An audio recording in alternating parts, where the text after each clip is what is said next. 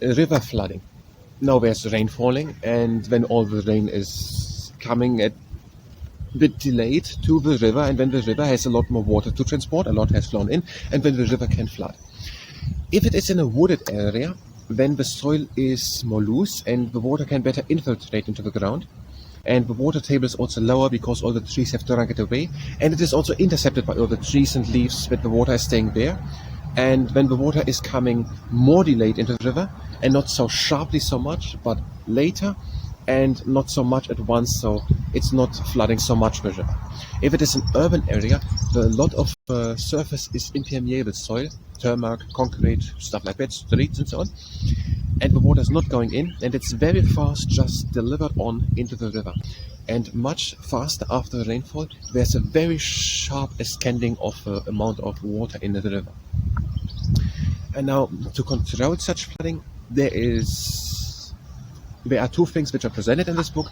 One is to plant then trees, willows and alders, for example, which are water-loving plants close to such rivers, and also having the embankments a bit further away from the river, so that the river can flood to the sides a bit and have more capacity, and then make some overflow drain system, digging a separate canal so that the water, if there's flooding, not has to go through the meanders but can go through it. And then the other idea is to make embankments with dikes and levees, artificial levees, and then the water is going faster through it, not big meanders. Also traffic, I think, would be then faster with the ships. And the problem is that it has to be a little bit more maintained, these dikes.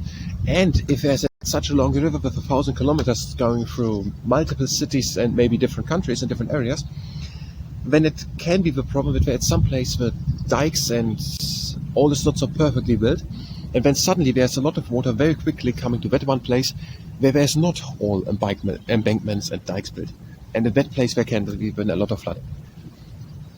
And that is according to Geography by Jane Ferretti and Brian Gasteley on the pages 16 and 17. The positions and views expressed are the ones of the source and don't necessarily align with my own or with the ones of the entity spoken.